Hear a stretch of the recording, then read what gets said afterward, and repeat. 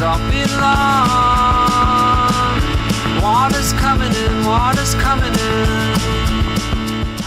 I'm Jake. I'm Tom. And we are VIMTV, Velocities in Music, the best kept secret in music reviews. Today, we're going to review an album, kind of like where we began Velocities in Music. Oh my god, you're right. So many years ago, Tom. The Notwist, Close to the Glass. This is their 8th studio record. And actually the first studio record from the Notwist in 6 years. Their last one, The Devil, You Plus Me, came out in 2008, and I think that Neon Golden, the album we reviewed as our first album review ever, which we were in love with at the time, came out back in, it was a while ago. Like 2002, 2003, yeah. Something like that, yeah. So they've taken some time between records, and really this is a very interesting band to look at their history and their progression, because they started a long, long time ago, I want to say like early 90s, and their sound was completely different than it is now. They started with like kind of a hard rock / post-hardcore kind of sound. They're a German band, so you get some of those European influences in there. And then they just a lot more guitar bass than very much so, and heavier. Right. And now they've kind of moved to this kind of glitchy,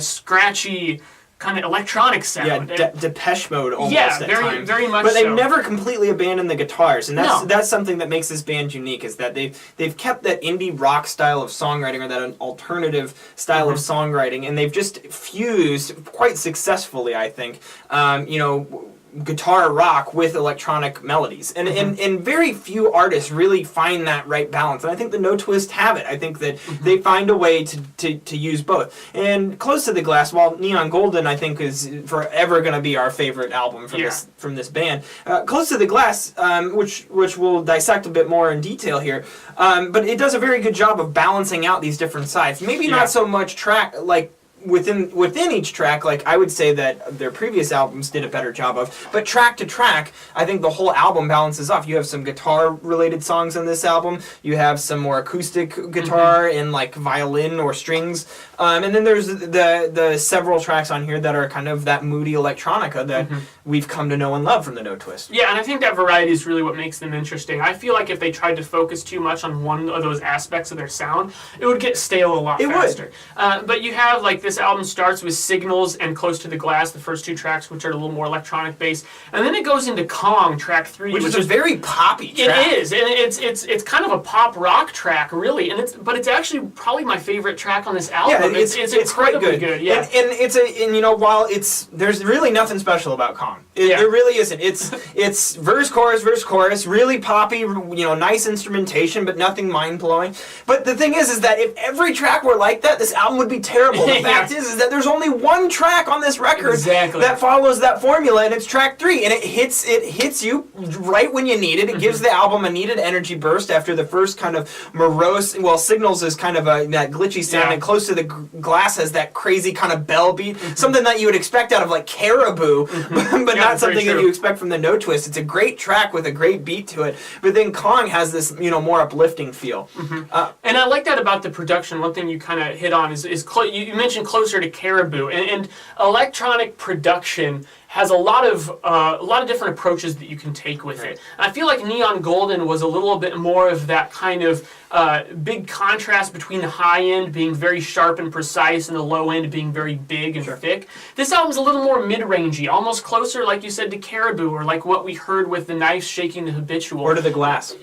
What? It's Close to the Glass. Oh, god damn it. Well, you are right. I can't dispute that. But so it feels like what they're going for is just something a little bit thickier, a little grimier, and I think that it works because they're still very deliberate about it. It doesn't feel accidental. It doesn't feel like they just got sloppy with it. They were still doing things very precisely, but it's just a different kind of sound, and you get a lot of variety on here. You also get variety just in track lengths. There's Fifth Quarter of the Globe, which is an under a minute kind of transitional track. A couple tracks later, you get Lineri, I believe, which is like a 9-minute just kind of thumping, very classic kind of electronica track. It's just kind of this electronica track that builds and kind of blooms towards the end. And it's kind of odd as the second to last track, especially considering They Follow Me, which is also a little bit longer of a track, just under 6 minutes, is a little more straightforward of a track. It has vocals still a bit more at the center, but it's I would say a shift for the Notwist, because you start the album with stuff that's that's a little more poppy, a little more classic, and then near the end, it becomes a bit more abstract in a way that we haven't seen them do before. Yeah, and track 7, right in the middle of the album, 7 Hour Drive, might as well be a My Bloody Valentine. Yeah, I mean, really. it's a little bit poppier than My Bloody anything they've done, but definitely that style. And really, it's kind of a jarring change in the album, but I think that it's again needed energy. The Notwist, they clearly value the album listening experience. Yeah. They craft the album while songs may not necessarily it may not be like Dark Side of the Moon, it's all one track, man. But they put songs in a certain order so that you have this range. You don't have the same sort of style of song over and over again. They put a sad song next to a more upbeat song. They put a slower beated song next to a faster paced song.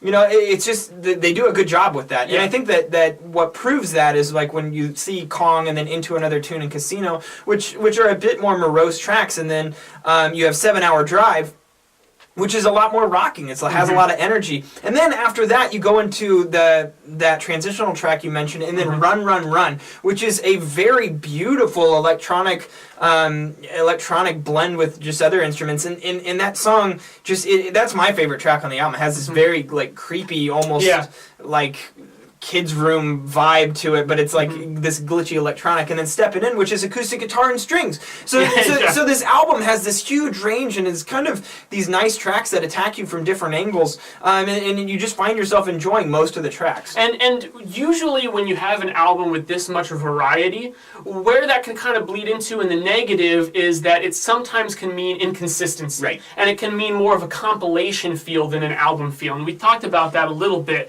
But where I think it works for this album is for two reasons. First of all, because the consistency is there in the quality. While I don't think that this album gets ever as mind-blowing as Neon Golden in any of the highlights, I think that there isn't a weak track on here. I enjoy it all the way through, and that really helps. The other thing is that the vocalist, his whole vocal approach and his style is very unique. Right. And regardless of what the style of the instrumentals or electronic textures that are going on in the background is, his vocals remain somewhat consistent. Yeah. And I think that provides a common thread that really ties the whole album together. Yeah, and overall, I think that this is a solid album. I just didn't find that any of these tracks, while they're all, I agree with you, there's no weak points on this album, but there's nothing that's mind-blowing about it either. Yeah. There's nothing that truly knocks me out of my socks, And the other side of it is that all of these ideas that they're presenting here, I've either heard from the Notwist before or from some other band like My Bloody Valentine. Yeah, that's true. They're not really taking music or their music into uncharted territories. The scope of this is just a little safe.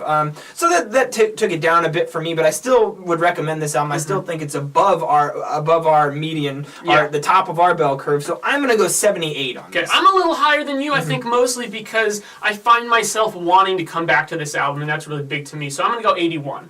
Cool. So that's what, 79, 80 from Velocities of Music, which is a mark of a really good record. You guys should go out, listen to the new one, Close to the Glass from the Notwist, and let us know your thoughts, concerns, epiphanies at www.velocitiesofmusic.com or youtube.com/velocitiesofmusic. As always, follow us on Twitter, like us on Facebook, let us know what albums you'd like us to see Tom and I review on this YouTube channel. I'm Jake. I'm Tom. And we are VIMTV, moving music critique forward.